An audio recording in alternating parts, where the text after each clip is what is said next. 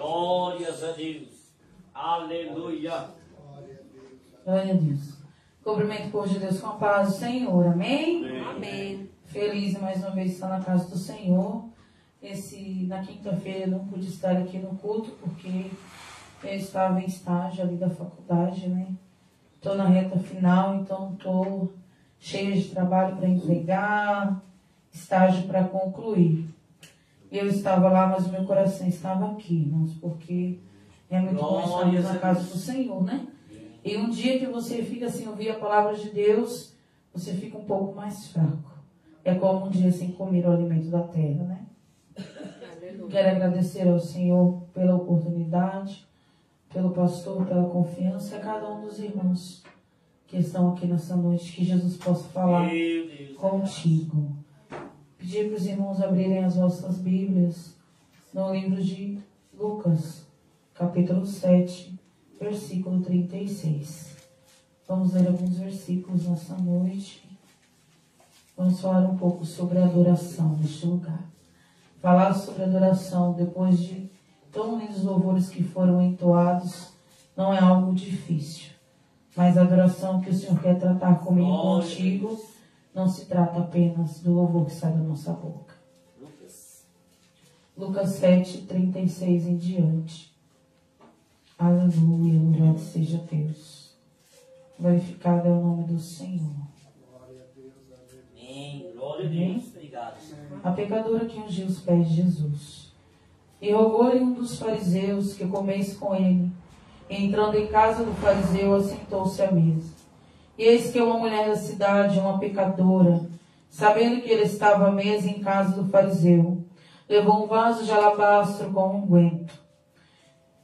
E estando por trás, aos seus pés chorando, começou a regar-lhes os pés com lágrimas, e enxugava-lhes com os cabelos da sua cabeça.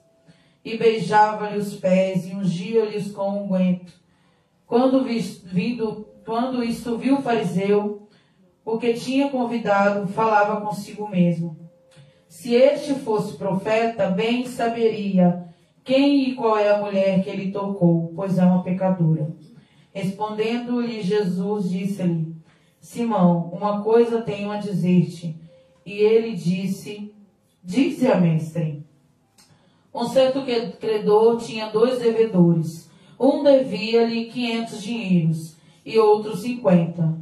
E não tendo eles com que pagar, perdoou-lhes a ambos. Dize-me, pois, qual deles o amará mais? E Simão respondendo disse: tenho para mim que é aquele a quem mais perdoou. E ele lhe disse: justificaste bem. E voltando-se para a mulher, disse a Simão: vês tu esta mulher? Entrei em tua casa e não me deste água para os pés, mas esta regou-me os pés com lágrimas e os enxugou com seus cabelos. Não me deste ósculos, mas esta, desde que entrou, não tem cessado de me beijar os pés. Não me ungiste a cabeça com óleo, mas esta unge-me os pés com unguento. Por isso te digo que os muitos pecados estão perdoados, porque muito me amou. Mas aquele a quem pouco é perdoado, pouco ama. E disse-lhe a ela: os teus pecados te são perdoados. E os que estavam à mesa começaram a dizer entre si: quem é este que até perdoa pecados? Os irmãos podem sentar, amém? Eu gostaria de estar louvando ao Senhor antes de falarmos um pouco sobre essa mensagem. Jesus é bom, irmãos. E que bom para nós que Ele é bom, né? Porque se Ele fosse como nós já teríamos sido consumidos. Porque não há em nós misericórdia, mas no Senhor ela abunda. Aleluia.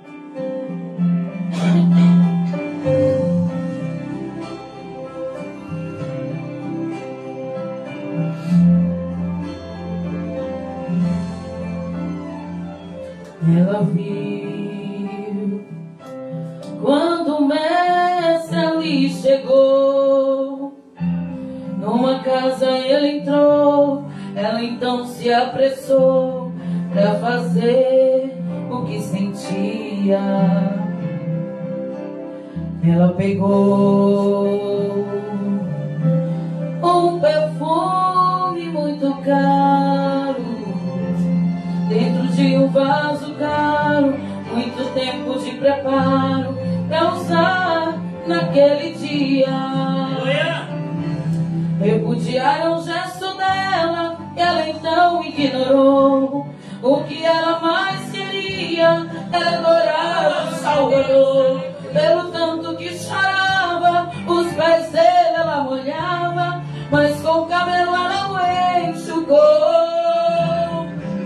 Só ele e ela sabiam o porquê da adoração. O perfume exalava o cheiro de gratidão. Ela já tinha visto ela, havia perdoado ela e dado a ela salvação. Servir a ele não tem preço, adorar a ele não tem preço, viver ao lado dele não tem preço. Por isso eu agradeço a ele, a minha salvação. Servir a ele não tem preço, adorar a ele não tem preço, viver ao lado dele não tem preço. Por isso eu agradeço, ele é a minha salvação. Oh, não tem preço, aleluia. Adorar ao Senhor, viver ao lado dele, não tem hora que pague, aleluia, Jesus. Oh, glória.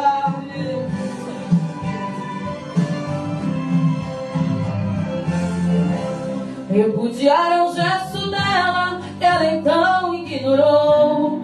O que ela mais queria era adorar o Salvador. Pelo tanto que chorava, os pés dele ela molhava, mas com o cabelo ela o enxugou.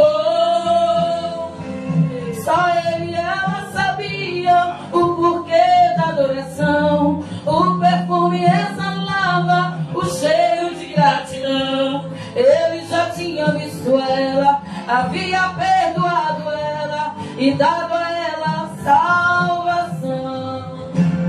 Servir a ele não tem preço, adorar a ele não tem preço, viver ao lado dele não tem preço. Por isso eu agradeço, ele é a minha salvação. Servir a ele não tem preço, adorar a ele não tem preço, viver ao lado dele não tem preço. Por isso eu agradeço, ele é a minha salvação. Oh, aleluia, louvado seja Deus. Glória a Deus, aleluia. Oh, amado, tem como pagar o que Jesus fez por mim e por você? Tem ouro no mundo que pague da onde ele tirou a minha e a tua vida? Tem dinheiro no mundo que pague todos os livramentos que o Senhor nos deu? Tem dinheiro que pague cada gota derramada do sangue de Jesus naquela cruz? Não tem, amado. Nós estamos aqui porque somos merecedores. Eu não sou merecedora de estar aqui, mas a graça, que não é de graça, me alcançou. E todos os dias eu digo para o Senhor, obrigado, Jesus. Glória a Deus. Obrigada por permanecer nos teus caminhos, porque eu sei o quanto é difícil. Muitas pessoas, irmãos, pregam um evangelho sem renúncia, sem preço. Ah, servir a Deus é muito fácil. Não é fácil. Servir a Deus com sinceridade, com temor, não é fácil. Vir à igreja é fácil. Louvar é fácil. Até falar dessa palavra é fácil. Porque ela não precisa de mim. Ela é verdade. Independente de quem esteja falando. Mas servir a Deus, irmãos, é muito difícil. Somos principalmente aqueles que se propõem a estarem à frente da guerra. Aqueles que se propõem a fazer algo para o Senhor. Seja tocar um instrumento, seja ensaiar um louvor, seja interceder pela vida de alguém, seja cuidar da igreja, limpar a igreja, seja assumir uma congregação, aquele que se propõe a fazer algo para o Senhor com sinceridade. Esses são os primeiros alvos. Obrigado, Senhor. Glória a Deus. São aqueles soldados que estão na linha de frente. A primeira flecha ali que acerta. E muitas vezes esses que estão na linha de frente têm a responsabilidade de impedir que outros sejam atingidos. Eu vejo pela minha sogra, ela limpa a igreja, de vez em quando ela cai, ela machuca. Muitas vezes ela vem que ela não está se aguentando em pé. Mas ela vem. Esse dia mesmo cheguei aqui, ela estava que não conseguia respirar. Porque há um preço a pagar para aqueles que querem fazer a obra de Deus. Aqueles que querem ser apenas a multidão que acompanha. O inimigo não está preocupado com essas pessoas. Ele nem se preocupa em tirar da igreja. Melhor que esteja ali enganado, para que nunca enxergue o verdadeiro caminho.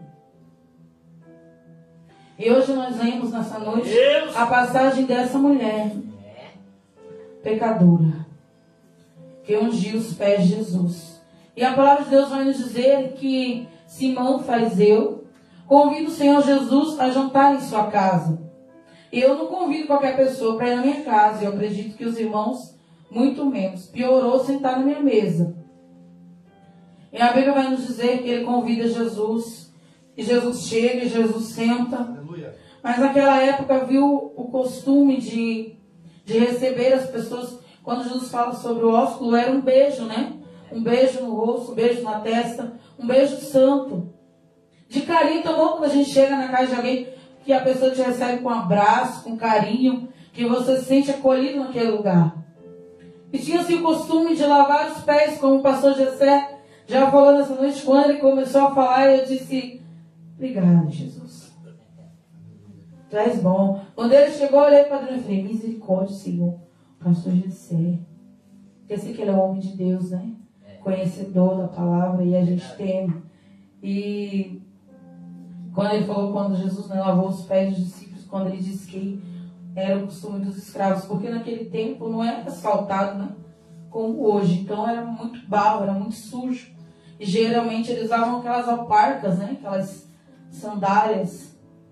E quando as pessoas chegavam até as casas, havia o costume de lavar os pés daquelas pessoas, né? Não só para, no sentido de não vai sujar a minha casa, mas como um sinal de honra, né? Como um sinal de que você se preocupava com a tua visita. Eles ungiam, né? As pessoas que chegavam na tua casa, eles tinham o costume de ungir com unguento, que era um óleo muito cheiroso. E a palavra de Deus nos diz que o Senhor Jesus chega, senta e nada disso acontece. Mas foi Simão que convidou Jesus. E ele deveria estar preparado para receber ao Senhor.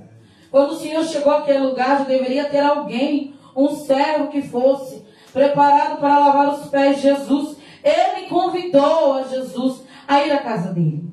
Deveria haver sim um unguento para que o Senhor fosse ungido naquele lugar.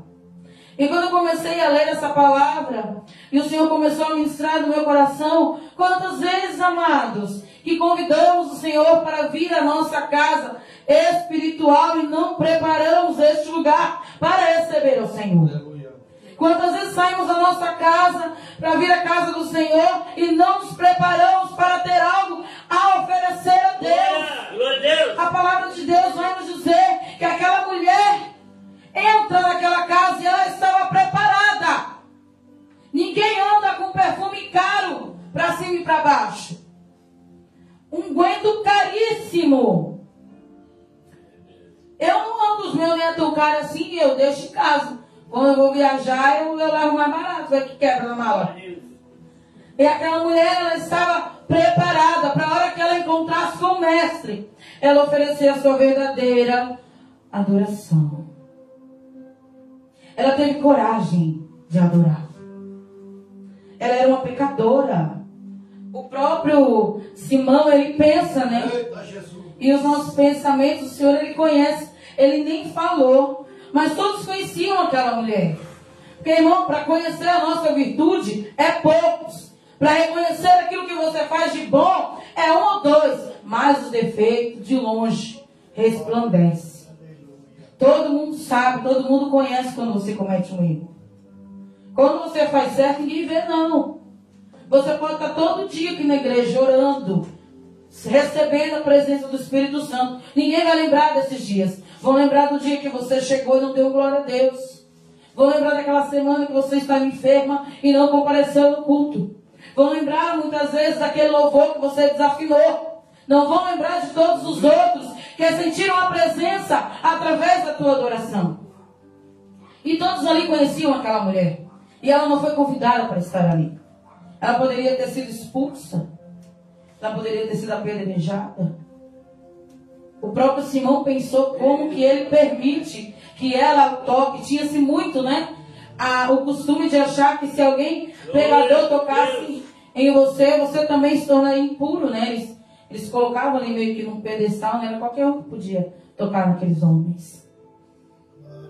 E aquele homem que, a princípio, talvez teve até uma boa intenção quando convidou a Jesus a ir à sua casa. Mas a religiosidade começou a transpor além do amor que haveria por Jesus. E as coisas que ele já sabia estavam impedindo de enxergar aquilo que o Senhor tinha para lhe ensinar. Então aquele homem que abriu a sua casa para Jesus não soube recebê-lo.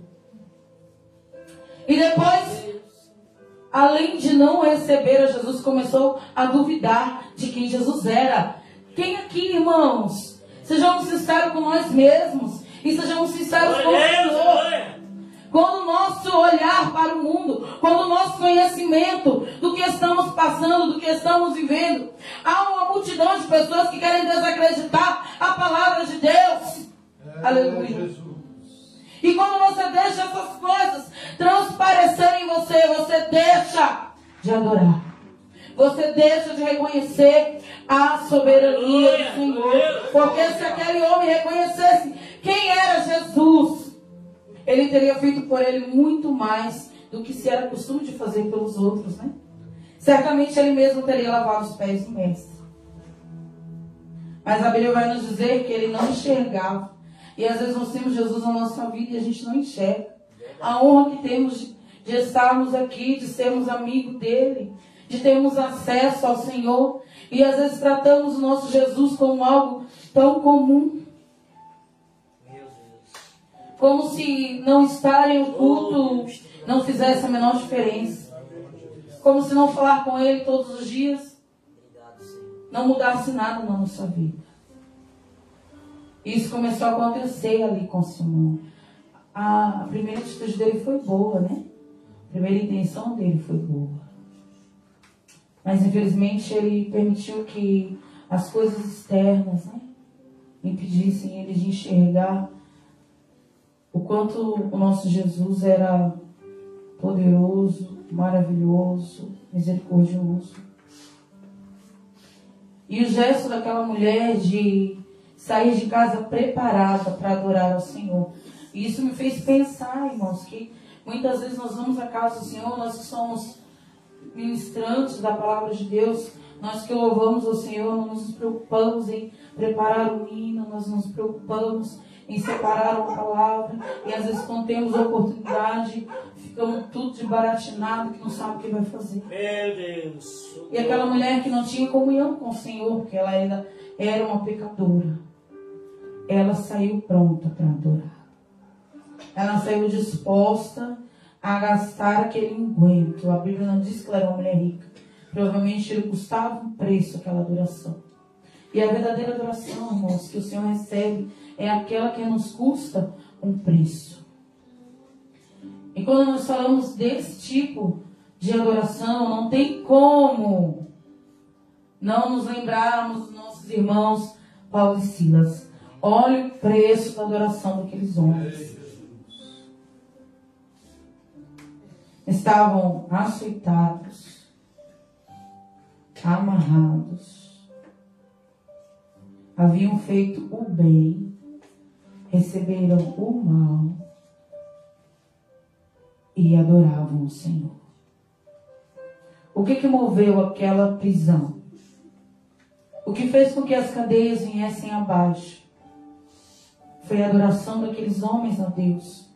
E esses dias eu estava conversando com uma amiga minha que tem passado por alguns processos. Todos nós passamos por processos, né? E ela dizia para mim que ela sentia paz no coração dela, ainda que não estivesse da maneira como ela gostaria. Ainda que de repente estava como aconteceu com Paulo e Silas. De repente estava tudo bem. Eles estavam pregando, libertaram aquela mulher, tudo estava bem. E de repente virou. E aqueles que estavam em papel de destaque, provavelmente pessoas estavam sentindo a presença de Deus através da pregação deles. Pessoas provavelmente tinham se convertido. Aquela mulher havia sido liberta. Quando você vê que por causa da tua atitude, alguém recebe algo da parte de Deus. E era um momento de regozijo, de repente o tempo mudou. E aqueles homens que estavam alegres por verem, né, o poder de Deus na vida deles. De verem no concreto que aquilo que Jesus havia prometido realmente acontecia. Que os demônios não saíam só com a presença física de Jesus, mas com a presença dele na vida deles. Com a autoridade que foi liberada, acontecia. E o vento mudou. E de repente, aquele que era o mocinho virou o vilão. E agora eles estavam sendo açoitados, amarrados. E eles tinham todo o motivo do mundo para murmurar, para dizer: eu não quero mais não, negócio de ser crente. Eu quero saber desse ministério, mas não. Olha a perseguição que eu estou sentindo. Olha a recompensa que eu tive por fazer a vontade de Deus. Porque era ou não era a vontade do Senhor que aquela mulher fosse liberta. Olha a minha recompensa. Porque os nossos olhos estão na recompensa terrestre. Mas nossa recompensa é o céu. Não é aqui. O nosso galardão não é aqui, onde é corrompido. É lá na glória. É o Senhor que veio e que dá a recompensa a cada um. Mas somos carnes e se eles tivessem se irritado, se entristecido pela carne humana, seria natural. Mas aquele que é espírito, ele vive do espírito. Paulo disse que a carne é fraca, mas o espírito precisa estar forte. Qual é o alimento do espírito? É arroz e feijão? O presbítero Vladimir já falou nessa noite. Por que eles tinham um espírito mais forte do que a carne? Certamente o espírito deles estava sendo mais alimentado do que a sua carne.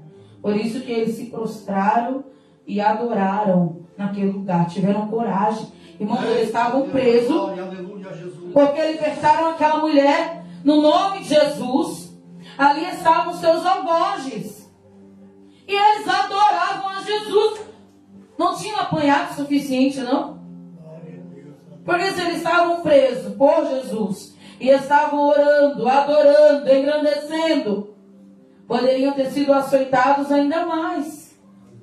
Mas pão, quanto mais bate, mais... Glória a Deus, aleluia. Eu não sou muito boa a fazer pão, não, mas a pessoa vai fazer pão bom, nunca mais ela fez. Mas quanto mais bate, mais você sova a massa, né? Mais o pão fica fofo, mais o pão cresce, mais ele fica bonito. E muitas vezes não queremos ser sovados, né? Não queremos ser açoitados, porque dói.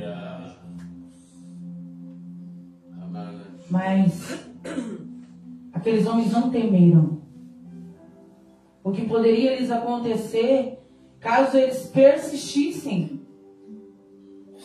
em falar de Jesus, porque a nossa adoração é uma pregação.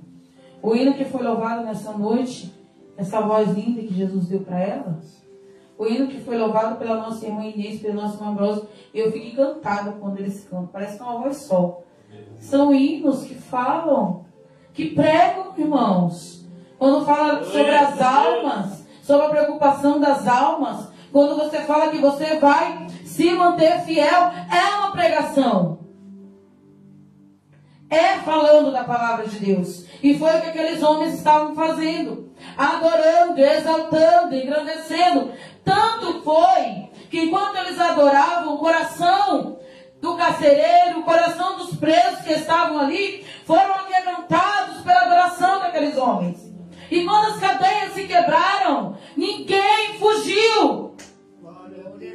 Haviam pessoas ali que provavelmente tinham sentenças de morte.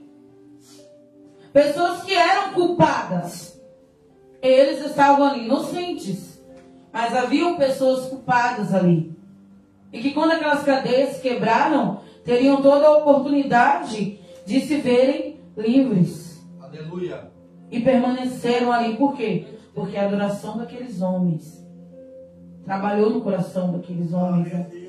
E eles viam o poder que havia em Deus. É isso que a minha tua adoração tem que transparecer. O poder que há em Deus.